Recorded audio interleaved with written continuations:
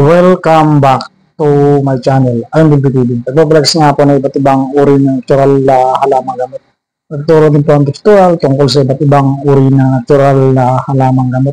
Kung bago lang po kayo dito sa channel ko, pwede pong pakihingi ng kaunting tulong, paki-subscribe po, and paki-like. Simbolo po ganyan. Huwag na rin po kalimutang i-share sa friends and family kung mahilig sa ginagawa ko pag-tutorial tungkol sa iba't ibang uri ng natural na halamang gamot. Bago ko po umpisa na pag-tutorial ko, maraming salamat po sa mga subscriber ko. Thank you for all subscriber, all viewer. Thank you for new subscriber, new viewer. Maraming salamat po sa inyong suporta. Sana po patuloy niyo suportahan yung channel ko para lalo po pong mag-referan po natin at tulungan na mahirap natin ng mga kabayan ang mga sa mga libreng gamutan. Okay, ang tutorial ko po ngayon, yung tungkol sa stress. Alam niyo yung stress, di ba? Problema. Stress, yan. Maraming nakararanas ng stress sa pang-araw-araw nilang pamumuhay. Yan po yung topics natin ngayon and tips tutorial ko sa araw na to. Yung tungkol sa stress. Tips number 1, pinanggagalingan ng stress. Unang-una, money. Yung financial na budget. Yan po yung pinanggagalingan ng stress. Example, yung anak mo ay college, tapos yung asawa mo ang trabaho ay minimum lang, tapos sumahod yung asawa mo, kulang pa dun sa mga pang-budget ninyo kasi yung overtime na iba hindi binayaran ng company. Tapos yung asawa mo, minimum lang sahod niya, tapos umuupa pa kayo ng bahay, umuupa ng bumabayad ng kuryente, tubig, siyempre yung kung may anak-anak alis, mga dalawa, problemado ka, lalo na kung mag-isang nagtatrabaho sa partner o sa mag-asawa. Yan po yung ina-expressan ng buong pamilya o ng mag-asawa kapag yung financial, yung budget ba, yung money, yung paano nyo pag hati-hati pag-divide ng budget sa araw-araw. Kapag nagkulang yan, siyempre mangungutang. Kapag nangutang ka, sa panahon ngayon, may tubo. Example, 1,000, 100 yan. 5-6, kumakapit sila sa 5-6 din. Pag hindi nabayaran, tatakutin ng naga-5-6. Ganun yung buhay kapag kulang ka talaga sa budget. Yun yung top 1. Kaya na-express yung tao. Yung mga tao. Tips number 2, kina-express ng mga tao yung example, meron ka na negosyo. May tindahan ka. Example, sari-sari store. Umutang kapitbahay. Umutang si kumpare. Umutang si kumare. Umutang mga kamag-anakan mo. Tapos pagdating ng sahod nila, hindi binayaran yung utang sa iyo sa sari-sari store, din yung namang sari-sari store mo, maliit lang yung budget, din doon ka pa umaasa na pang araw-araw na pang financial ninyo, yung need money, yung budget sa araw-araw, din hindi nabayaran ng mga umutang sa iyo, din magkakaroon ka ng stress. Sinisingil mo yung mga tao na may utang, matapang pa sa'yo, galit pa, pinagbabantaan ka pa din. Kapag mayroong pera sila, magkasahod, iiwas yan doon sa bahay ninyo kung saan katayo yung sari-sari store mo, sa iba yan bibili. Tapos pag nasalubon mo, sasabihin sa'yo, kulang yung sahod nila, pero ang totoo, hindi pala kulang. May mga ganong tao. Hindi ko naman po lahat ng tao. May ganon na mga tao na na-encounter ako, may na-encounter kayo. Yan yung kina-expressan ng mga tao. Top 2.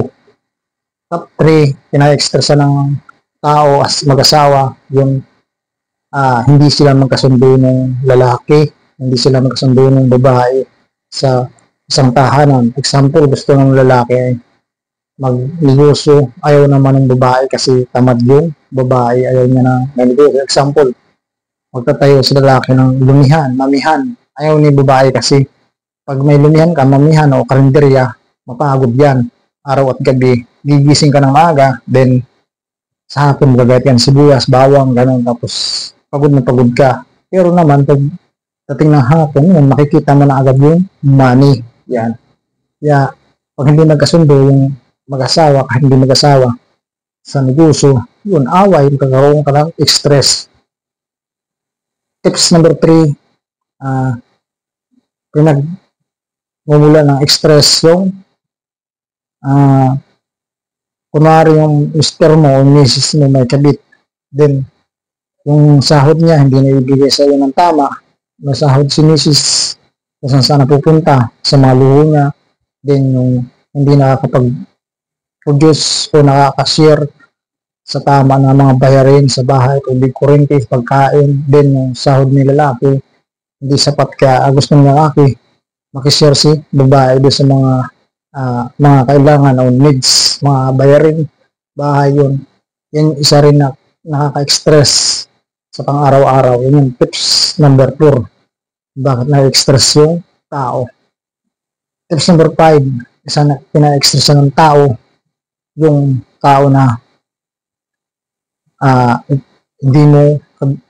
hindi mo ba magits yung ugali pagpasok. Example sa trabaho, itong ibig ko sabihin, hindi mo gets yung ugali, pabago-bago ang ugali. Example, may manager ka sa trabaho, may supervisor ka, o ano man yan, o vice president, o president. Example ngayon, good mood. Kinabukasan, bad mood, mumurahin ka kahit walang dahilan.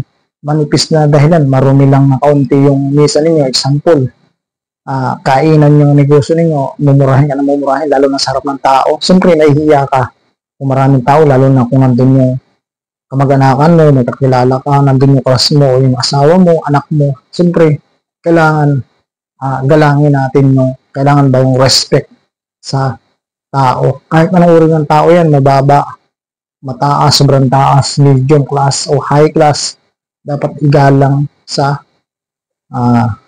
pamumuhay nila o sa lalo na sa respeto. Kaya na-express yung tao. Yan yung tips number 5.